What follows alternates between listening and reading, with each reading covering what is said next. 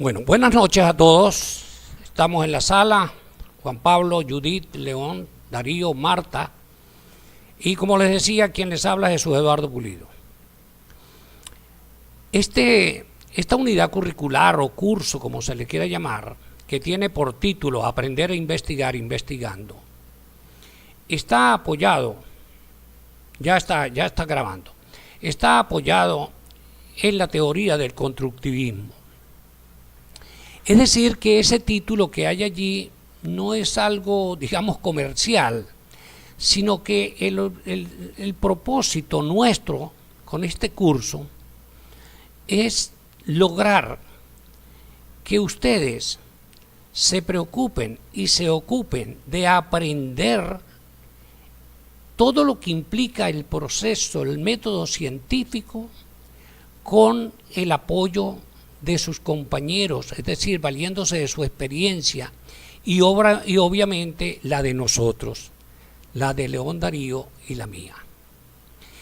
Entonces, yo voy a empezar, voy a quitarme de ahí de la cámara, porque para evitar disminuir el peso. Vamos a comenzar con unos aspectos fundamentales que yo estoy seguro que ustedes los han manejado, pero me parece que es necesario que refresquemos algo de esto, porque en el próximo encuentro vamos a ver que muchas veces por por un olvido de esos aspectos fundamentales del conocimiento científico, se nos hace un poquito cuesta arriba salir adelante con un proyecto de investigación. Entonces,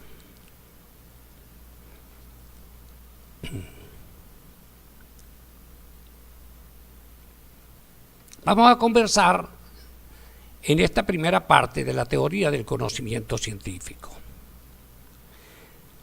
Ustedes saben que la rama de la filosofía es la que estudia el conocimiento que se denomina noxología. El conocimiento científico, pues, tiene algunas características, llamémoslo así, o tiene algunos elementos.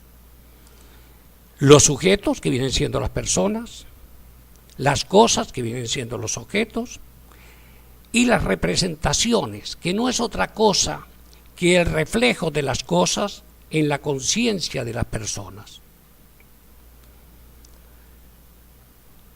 Todo conocimiento sabemos que debe ser objetivo. Esto significa que el conocimiento no son opiniones. Por ejemplo, no es conocimiento decir que los mangos son dulces, que el día de hoy fue hermoso, que la estadística es aburrida, pero sí constituyen conocimiento.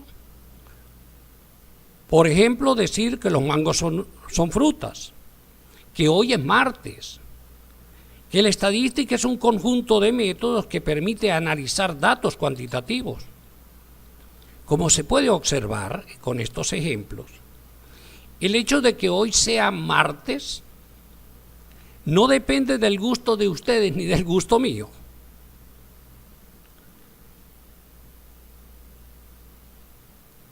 En cambio, hermoso día, decir que fue un hermoso día, va a depender del estado de ánimo, de los intereses de ustedes y de los míos.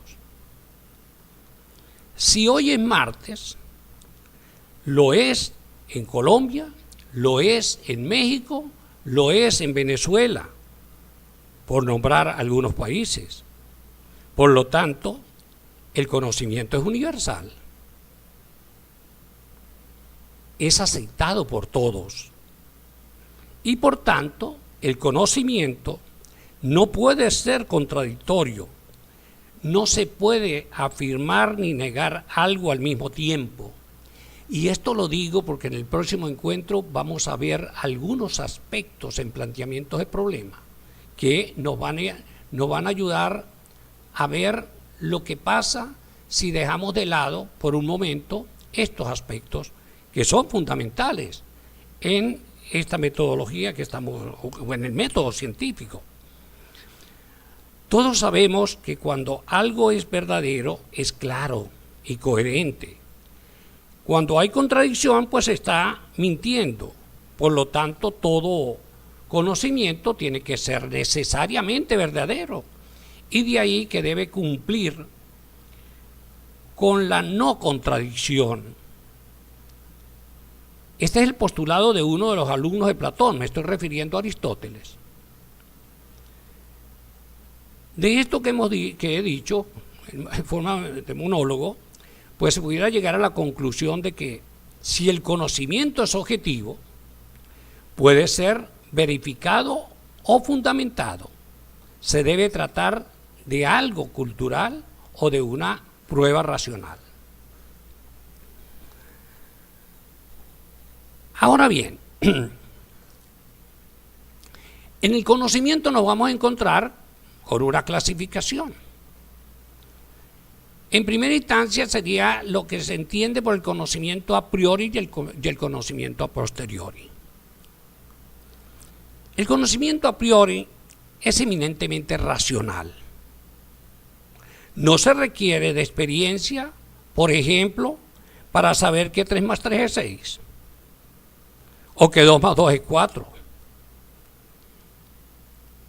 Es conocimiento a priori porque ni ustedes ni yo necesitamos ver algo para saber que 2 más 2 es 4, que 8 más 8 es 16. Que ustedes y yo sepamos cómo es la figura de un triángulo, no tenemos que buscarla para verla, es algo completamente racional. Ahora, el conocimiento a posteriori se utilizan, en el conocimiento a posteriori pues se utilizan, es decir, que se requiere de la experiencia.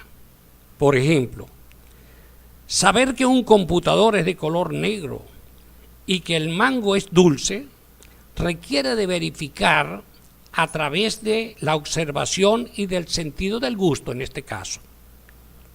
Saber si hace calor o hace frío en el lugar donde ustedes están y en el lugar donde yo estoy, se requiere de la percepción que tengamos en el momento del clima en el cual estamos viviendo. Aquí, por cierto, hay un calor infernal. Ahora, el conocimiento según los objetos, pues nos vamos a encontrar con objetos que son simples. Por ejemplo, el color del computador, al cual ya hice referencia, o de la pizarra de una aula en la vida real o virtual. Mientras que hay objetos que son un tanto de mayor, requieren de mayor complejidad, y por lo tanto hay conocimientos que conocen como el intuitivo y otros el discursivo. El intuitivo es el que surge de manera inmediata, lo que llaman al vuelo, ¿no? Por ejemplo, eso, saber que el computador es de un determinado color, es de color negro, y la pizarra es del aula es de color verde. Saber que ustedes y yo sepamos cómo es la figura de un triángulo. Saber si hace frío o hace calor. Mientras que el discursivo es el que se da a través de una serie de pasos.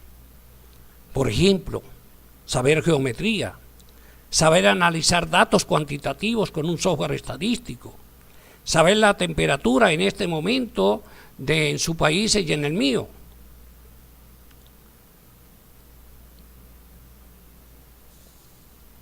Ahora bien, pudiera en este momento surgir una pregunta.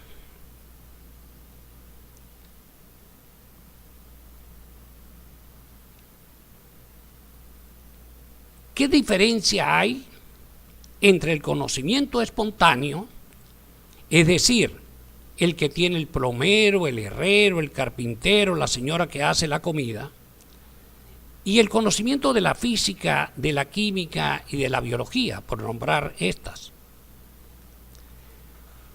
Se sabe que un plomero, por ejemplo, para que haga bien su trabajo, no necesariamente tiene que haber estudiado en un centro educativo, en una universidad. ¿Cómo aprendió la plomería? Bueno, resolviendo problemas. ¿Cuáles problemas? Bueno, filtraciones, botes de agua, en los grifos, etc. Es decir, lo aprende con la práctica. Por tanto, su conocimiento es empírico. Se basa en la práctica diaria. Pero como sabemos, para ser ingeniero electricista, por ejemplo, no se logra trabajando como electricista, sino que debe estudiar varios años en la universidad. Entonces, es obvio que el conocimiento científico es más organizado y sistemático que el espontáneo. Y si bien es cierto que el conocimiento espontáneo sigue un método, por ejemplo, cuando el plomero nos dice cómo resolvió una avería, nos está indicando una serie de pasos. Pero esto no es un método universal. No lo sigue, por ejemplo, de manera igual el plomero que está en México, o el que está en Colombia, o el que está aquí en este país. En cambio, la estadística que se aplica o que se utiliza para analizar datos en Colombia, en México, es la misma que se usa en Venezuela, por ejemplo. A manera de conclusión, la estadística tiene un método universal y por tanto la estadística o la matemática o la física son metódicas. Otra pregunta que pudiera surgir en este momento es ¿qué diferencia hay entre la ciencia y la filosofía? La ciencia es selectiva, estudia la parte y es experimental, mientras que la filosofía estudia la totalidad.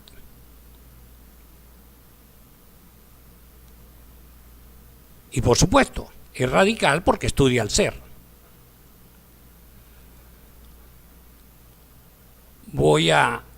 Ya me perdí en el tiempo, voy a detener esto acá para escuchar algunas